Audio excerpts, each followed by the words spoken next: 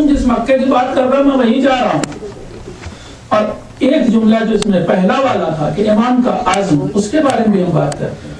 لیکن یہ ہم نے سمجھ لیا کہ ہمیں اپنے سفر کو، اپنے پیسے کو اور اپنے مذہب کو، اپنے دین کو چھپا کے رکھنا چاہیے. ایک صلوات پڑھ دیا.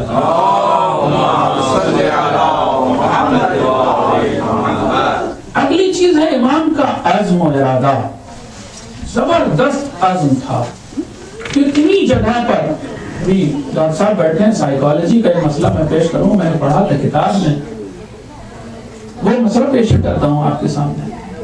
یہ بات سائیکالوجی میں آزمائی گئی ہے کہ اگر کسی انسان کو 2 یا 3 یا 4 آزمایا گیا، ہوتے ہوتے بہت زیادہ اگر آگے جاتا ہے تو 5 یا 6 بار 6 رکاوٹیں پیدا ہوں تو وہ اپنے ارادے سے منصرف ہو جاتا ہے، ارادہ بدل دیتا ہے.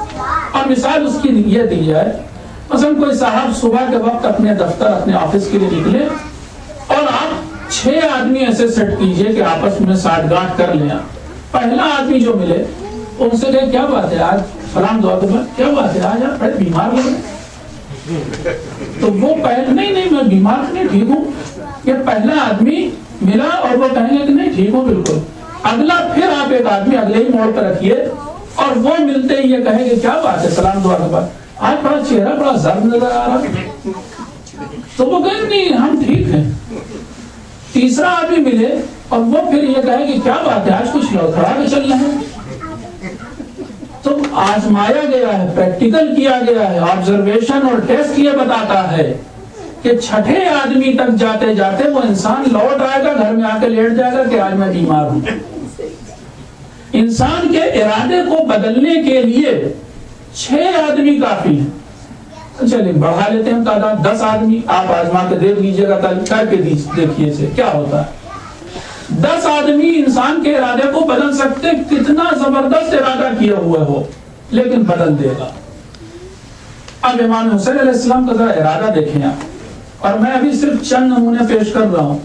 عاشور تک اتنے موقع آئے تھے کہ جہاں پر امام اپنے ارادے کو بدل سکتے تھے، لیکن جو آج پہلے دن عزم و ارادہ ہے، جو ڈٹرمنیشن ہے، وہ آخر تک باقی رہا. یعنی آخری خطبہ جو امام حسین علیہ السلام نے دیا ہے، اس خطبے میں بھی یہ ڈٹرمنیشن دکھائی دے.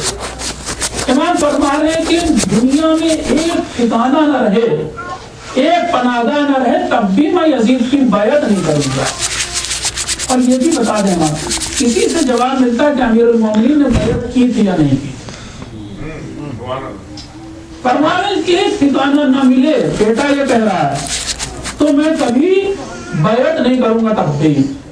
اور اب آپ دیکھیں کہ امام کو کنہوں نے روکا اور کیسے لوگ تھے. محمد حنفیہ پہلے آدمی، 5 تو عبداللہ ہیں تاریخ میں جن کا تذکرہ کہ امام کو روک رہے تھے. عبداللہ ابن جعفر امام حسین علیہ السلام کے بہنوئی، جناب زینب کے شوہر، انہوں نے روکا تھا، باقاعدہ نصیحت کی تھی. مکے میں بھی خط بھیجوا کر کے کہا تھا کہ آپ برائے مہربانی للہ باللہ تاللہ نہ جائیے.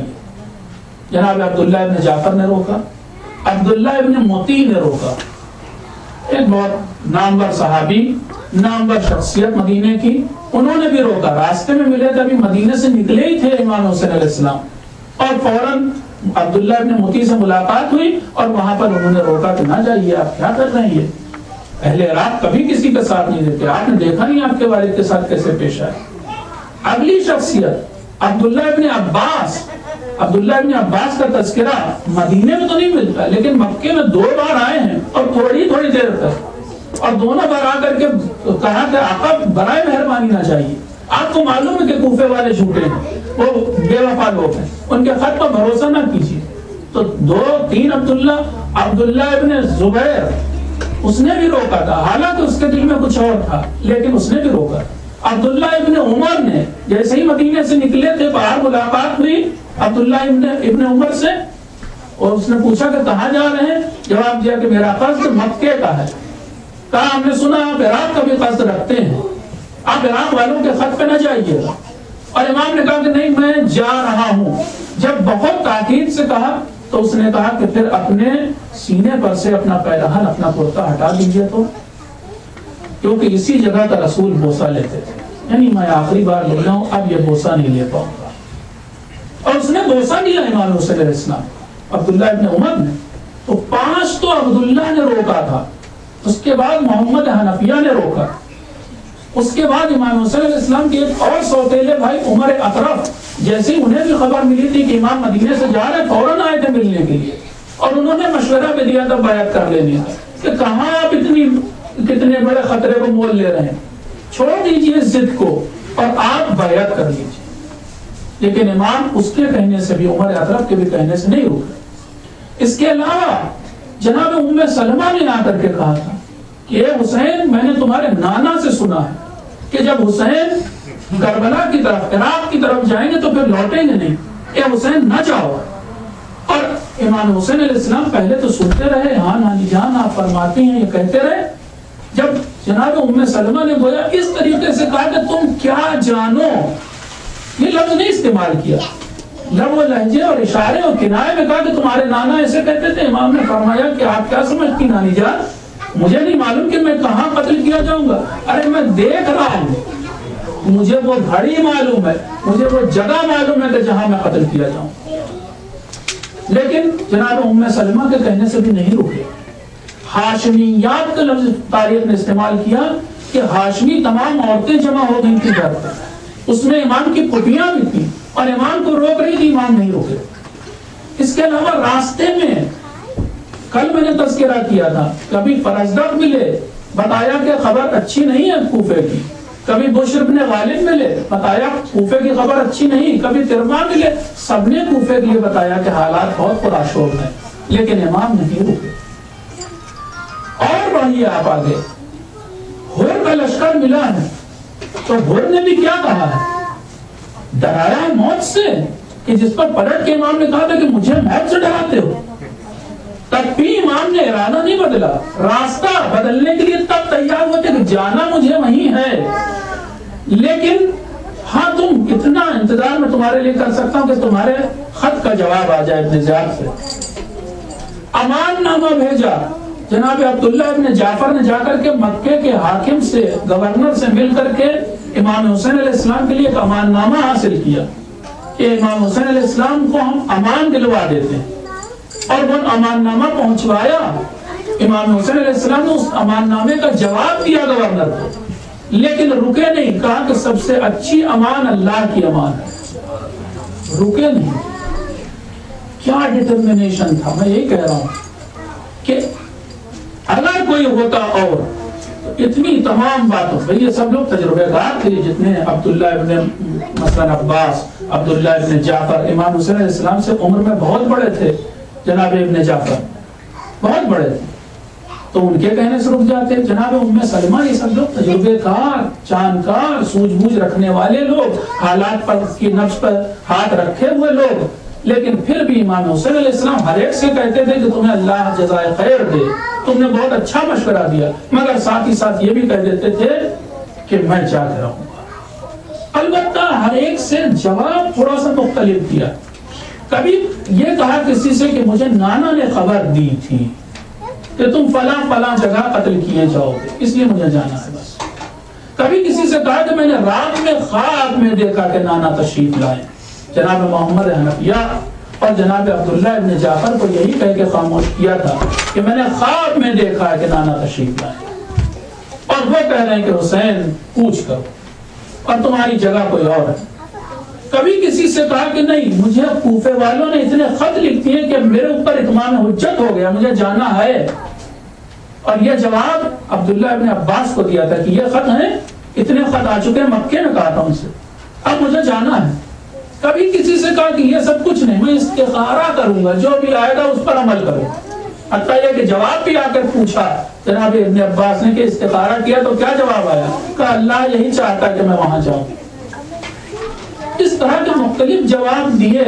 کبھی کسی سے یہ کہا کہ مکے کی حرمت پامال نہ ہو جائے اس لیے مجھے جانا ہے، مگر جانا ہے. میں جو بات کہنا چاہ رہا ہوں کہ ایک لیڈر کو ایسا ہی ہونا چاہیے. لیڈر نے اگر کوئی چیز صحیح سمجھ لی ہے تو پھر بقول امیر المومنین علیہ السلام کے ویسے جم جاؤ کہ جیسے پہاڑ جمتے ہیں، بلکہ فرماتے ہیں کہ پہاڑ اپنی جگہ سے ہل جائے تم نہ ہلنا. اور امام حسین علیہ السلام واقعی پہاڑ سے زیادہ اس معاملے میں جمے ہوئے تھے، وہ ہلے نہیں کسی کے کہنے سے، اور امام نے ٹھان لیا تھا کہ وہ جاتے رہیں گے. اس پر بہت سے لوگوں نے اعتراض کیا ہے. امام کے اس کو نعوذ باللہ ضد سے تعبیر کیا کہ ضدی تھے بہت، اور ان میں ضد آ گئی تھی، اڑ گئے تھے کہ اپنا ارادہ نہیں بدلیں گے. حالانکہ لوگ جو یہ اعتراض کرتے ہیں وہ بالکل جاہل ہیں. میں ابھی اس کا جواب دے رہا ہوں.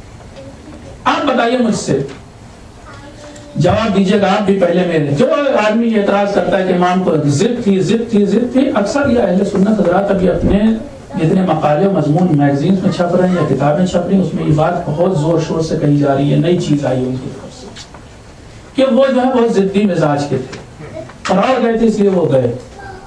جبکہ میں ان سے ہی یہ پوچھنا چاہتا ہوں اور آپ سے ہی پوچھنا چاہتا ہوں، وہ یہ کہ کیا کبھی آپ نے نماز کے سلسلے میں کسی سے مشورہ کیا ہے؟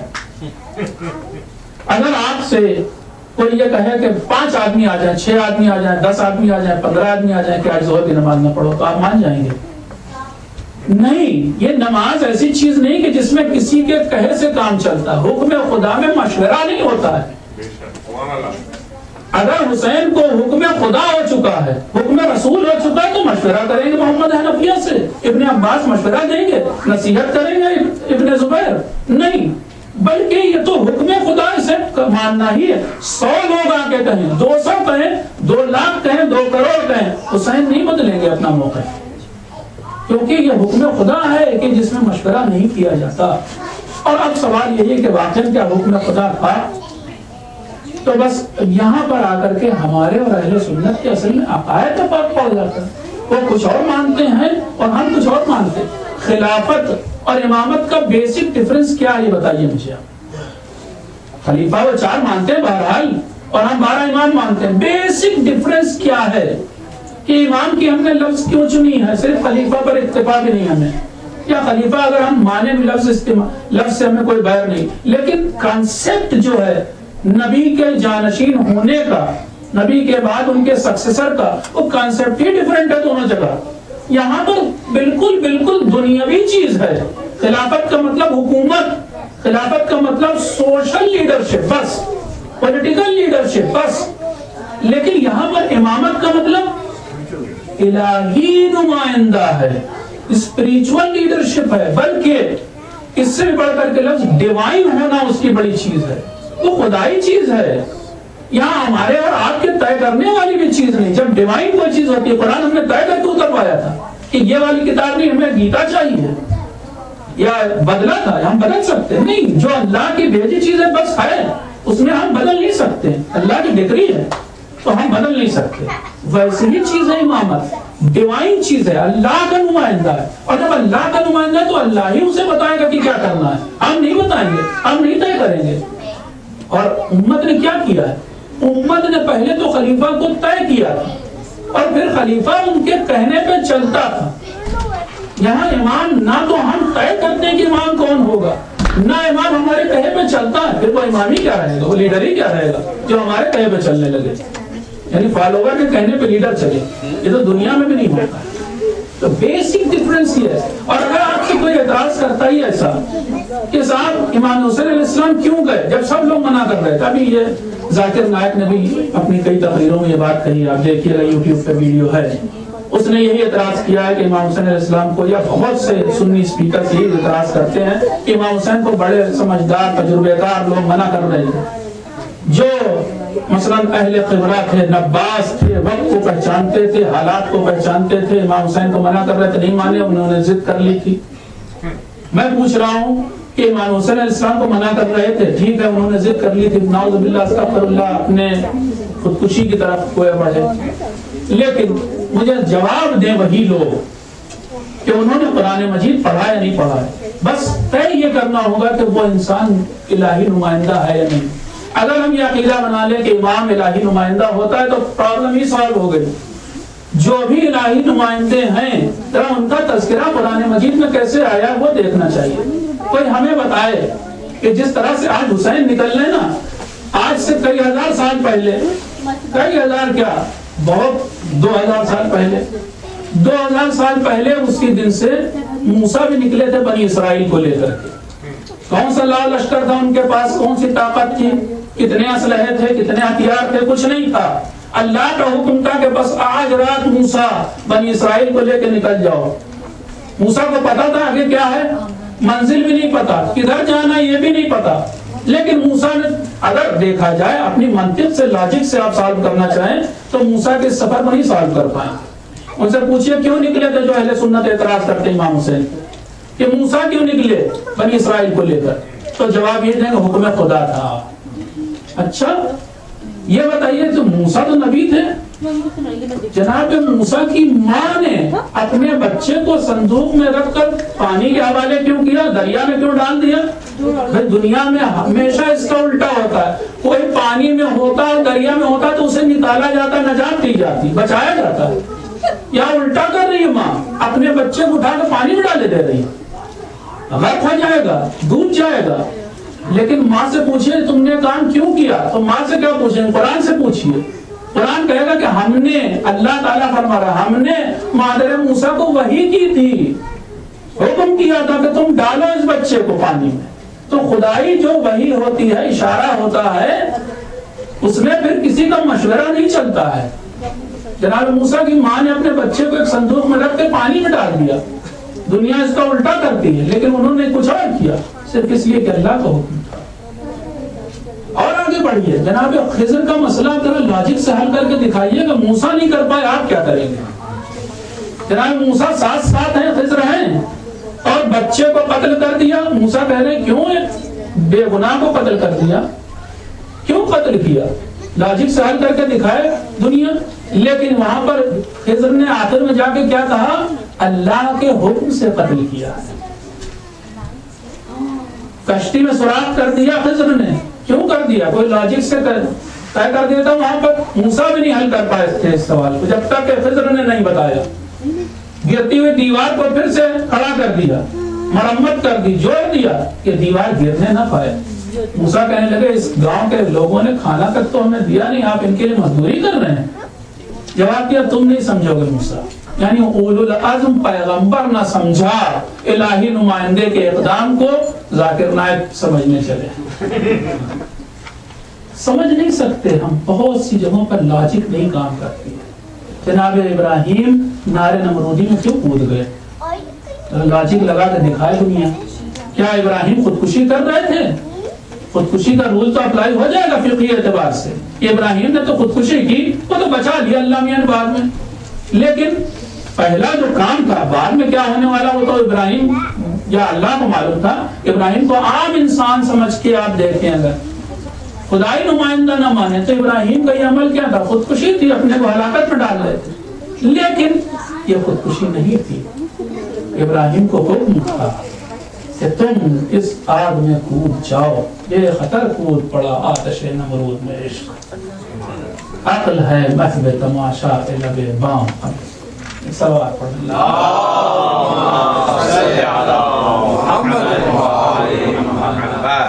پلیز لاجک سے خدائی نمائندے کے اقدام کو حل نہ کریں, سمجھنے کی کوشش نہ کریں.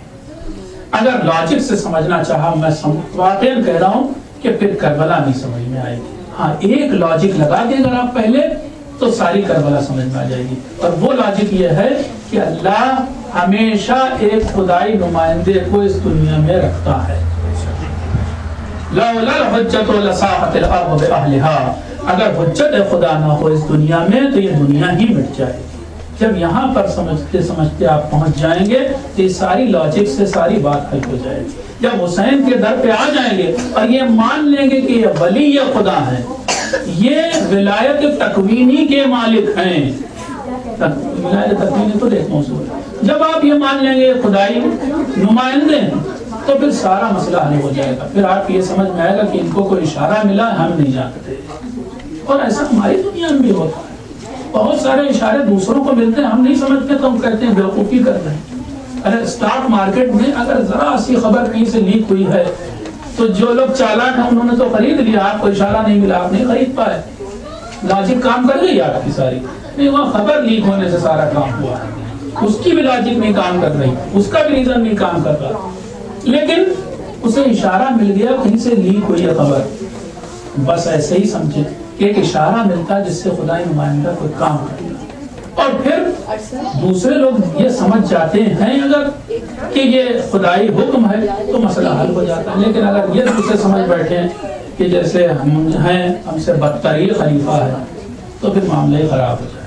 اور ہوا بھی ایسے ہی ہے، اکثر موقعوں پر امت سے تو بدترین تھا خلیفہ، اور امت کے سامنے وہ اقرار کرتا تھا منبر پر، عقیلونی کہتا تھا کہ جب میں لڑکھڑاؤں تو مجھے سنبھال لینا، جب مجھ سے غلطی ہو خطا ہو تو میری اصلاح کر دینا۔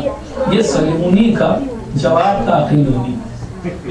سلونی امیر المومنین کہتے تھے کہ مجھ سے سوال کرو، جو چاہے پوچھ لو، اور ایک خلیفہ صاحب ایسے تھے کہ جو عقیلونی کہتے تھے مجھے سنبھال لینا، میں لڑکھڑاؤں تو بچا لینا، سنبھال لینا۔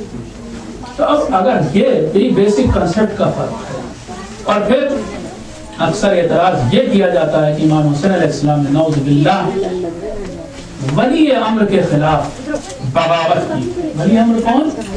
یزید۔ انٹرپریٹیشن ہے ان کا، اور ذاکر نائک نے بھی ساتھ کھلم کھلا کہا، اور باقی لوگوں نے بھی کہا، اسرار احمد نے کہا، باقی لوگوں نے بھی کہا کہ امام حسین علیہ السلام کی غلطی تھی۔ لکھا ہے تو بہت سارے لوگ لکھ رہے ہیں، ریڈین سے رسالہ آتا ہے، اس میں بھی لکھا گیا جماعت اسلامی کے رسالے میں کہ امام حسین علیہ السلام کی غلطی تھی، انہوں نے ولی امر، آیت ہے نا اطیعوا اللہ و اطیعوا الرسول و اولی الامر منکم، اولی الامر پلورل ہے، ولی امر سنگولر ہے۔ ولی امر کون تھا اس وقت؟ حاکم کون تھا؟ یزید تھا۔ حاکم کی اطاعت کہہ رہا اللہ واجب ہے ان کے حساب سے، چاہے جیسا بھی ہو، اور چونکہ یزید حاکم تھا اس لیے امام حسین علیہ السلام کا یہ اقدام غلط تھا، ان کی یہ بغاوت تھی، انہوں نے خروج کیا تھا، اور یزید نے اگر انہیں کچل دیا تو غلط نہیں کیا۔ میں کہوں گا یہ رول صحیح ہے بھائی، یہ رول ہمیشہ پھر لاگو ہونا چاہیے نہیں، تو پھر یہ رول اس سے ایک نسل پہلے لے جاؤ۔ امیر المومنین ولی امر تھے، اس کو تو تم بھی مانتے ہو، چوتھے خلیفہ تھے، یہ نہیں مانتے ہو؟ مانتے ہو، تو ولی امر کے خلاف کسی نے اگر بغاوت کی تو پھر کہو کہ وہ غلط۔ ایک صلوات پڑھ لیا۔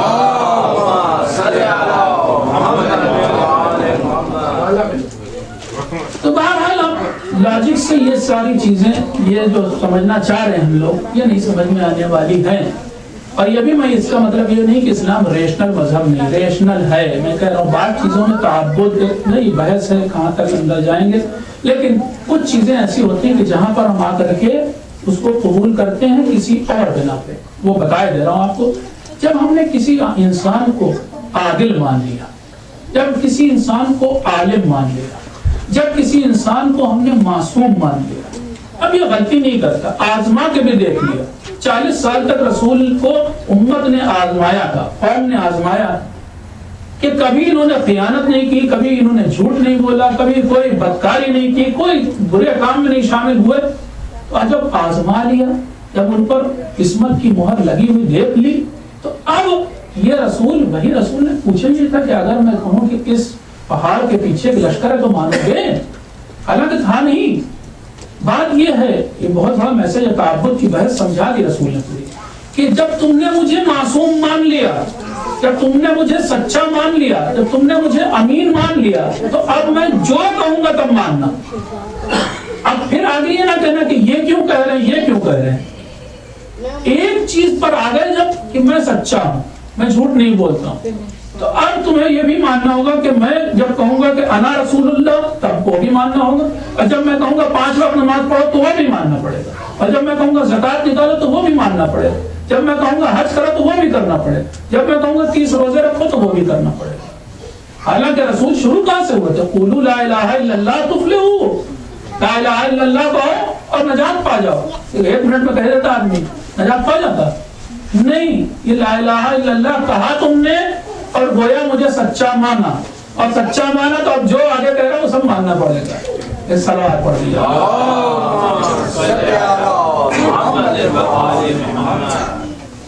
تو ہمیں سمجھنا چاہیے کہ خدائی نمائندہ کون ہے، اور اگر ہم نے یہ جان لیا، سمجھ لیا اور عقیدہ اپنا صحیح کر لیا کہ خدائی نمائندہ سچا ہی ہوتا ہے، اور نمائندہ ہونے کا مطلب یہ ہے کہ اللہ سے خاص رابطہ رکھتا ہے، اس کا کمیونیکیشن ہر وقت اللہ سے ہوتا رہتا ہے، تو پھر اب کوئی پرابلم نہیں رہ جاتی اس کے کسی عمل میں ہم ہو سکتا ہے منطق ہماری کام نہ کرے۔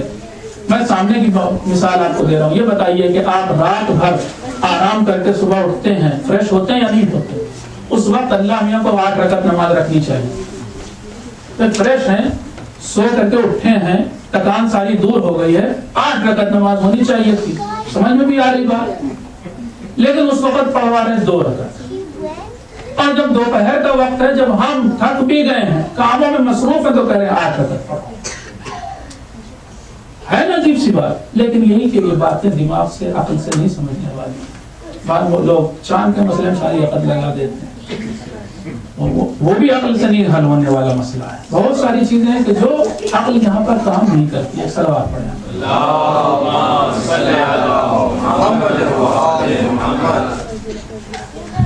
نتیجہ اور نکالتے چلیں کہ کوئی چیز ہے ایسی کہ جو راز بہت سے ہم حل نہیں کر پائے۔ بہت سارے راز ہیں، تاریخ میں آپ پڑھتے جائیں، انبیاء کی زندگی میں، ائمہ کی زندگی میں آپ کو اتنے راز ملیں گے کہ جن کو سالو کرنا آپ کے لیے مشکل ہو جائے گا۔ میں کہتا رہا ہوں جناب موسیٰ نہیں حل کر پائے، انہی ایک رازوں میں سے ایک راز میں سمجھتا ہوں آج تک میں نہیں سالو کر پایا کہ امام موسیٰ علیہ السلام کے سفر کو سالو کر کوئی نہیں کر سکتا۔ یعنی ابھی اگر آپ نے یہ مطلب سمجھ لیا چلیے کہ امام حسین علیہ السلام کو اشارہ تھا، وہ جا رہے تھے، اللہ نے حکم دیا تھا، وہ جا رہے تھے کربلا، علی اصغر کو لے جانے کرتا، کیوں لے جا رہے؟ کوئی سمجھ میں نہیں آتی بات، کیا ریزن، کیا لاجک؟ خواتین کو لے جانے میں کیا لاجک؟ چھوٹے چھوٹے بچے کیا مدد کریں گے؟ اور ایک علی اصغر تو ہم لوگ نام لیتے ہیں بطور مثال، اتنے چھوٹے چھوٹے بچے، بعض روایات میں 83 بچے تھے، نہیں 83 زیادہ بڑھا کے بتایا گیا تو 20-25 بچے، 20-25 بچے، اور ایسے ریگستان کا سفر آسان سفر بھی نہیں ہوتا، وہاں پر ان بچوں کو لے جانے کی کیا ضرورت؟ وہاں پر ان خواتین کو لے جانے کی کیا ضرورت؟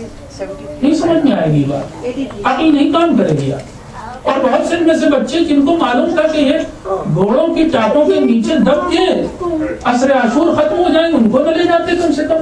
جناب زینب کا جانا آپ شاید بتا سکیں کہ اس لیے یہ مصلحت تھی کہ جا کر کے دربار شام میں خطبہ دیں گے، مان لیا آپ کی بات۔ لیکن وہ بچے کے جو کربلا سے گئے نہیں یا راستے میں گر گر کے ناکوں سے ختم ہو گئے، ان کے بارے میں کیا کہیں؟ آپ نہیں سمجھ پائیں گے، ہم نہیں سمجھ پائیں گے۔ یہ بات سے حسین شاہ،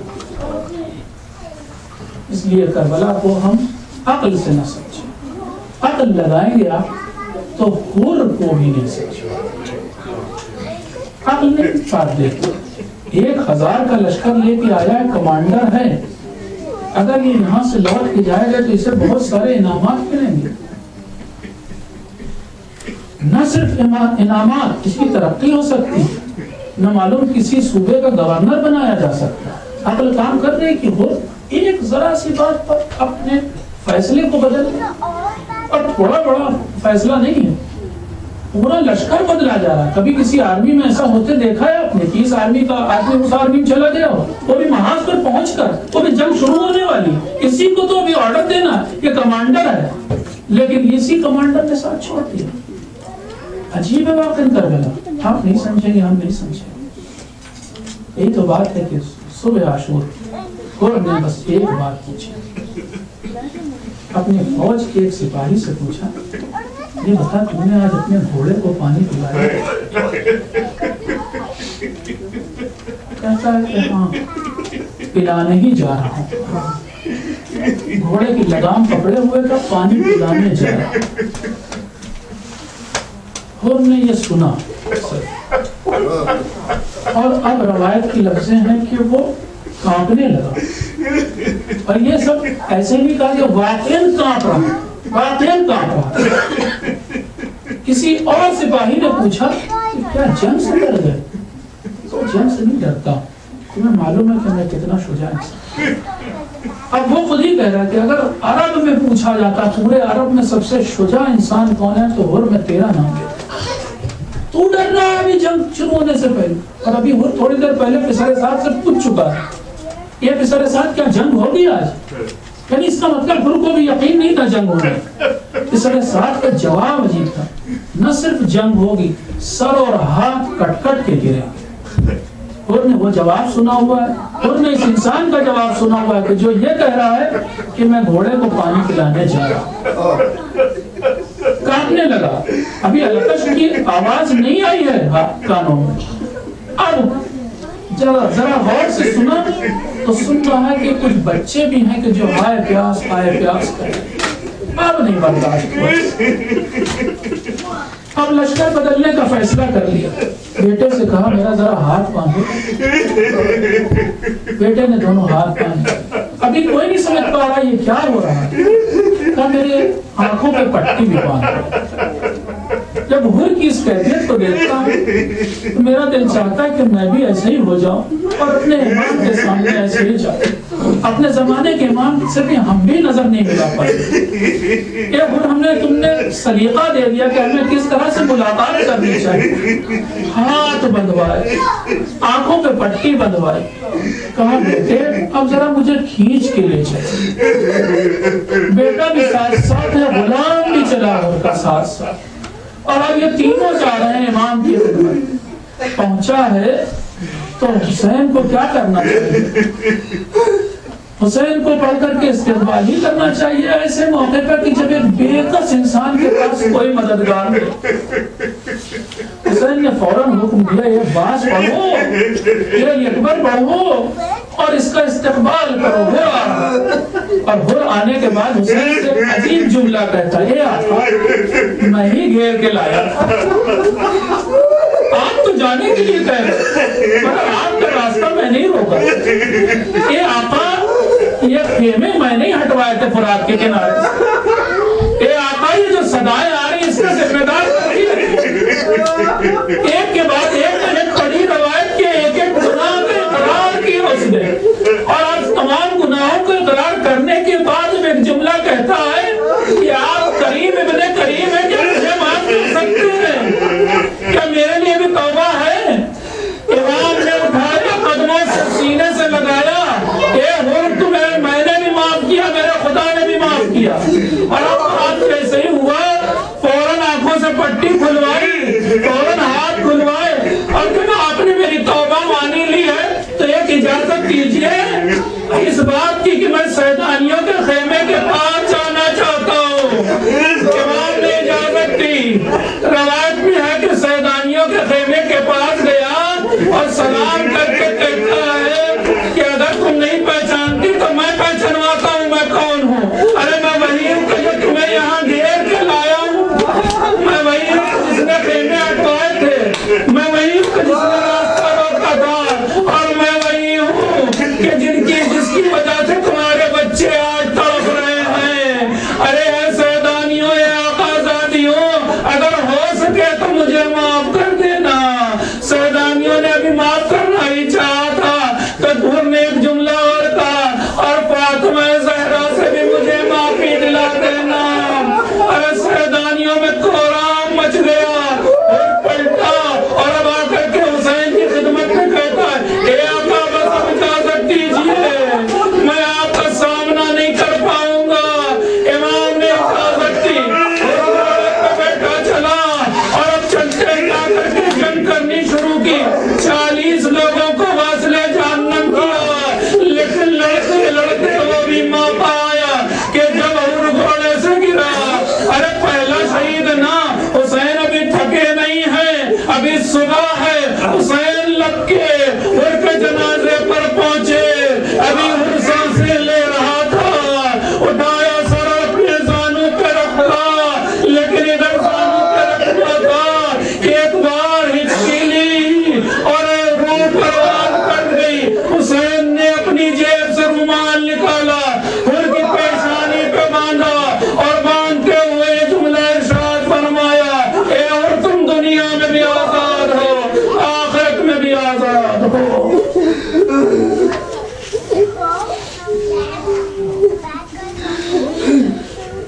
وَسَيَعْلَمُ الَّذِينَ ظَلَمُوا أَيَّ مُنقَلَبٍ يَنقَلِبُونَ. إِنَّا لِلَّهِ وَإِنَّا إِلَيْهِ رَاجِعُونَ. رضا بِقضائِهِ وتسليما بأمره. اللهم اغفر للمؤمنين والمؤمنات والمسلمين والمسلمات الأحياء منهم والأموات تابع بيننا وبينهم بالخيرات إنك مجيب الدعوات إنك قادر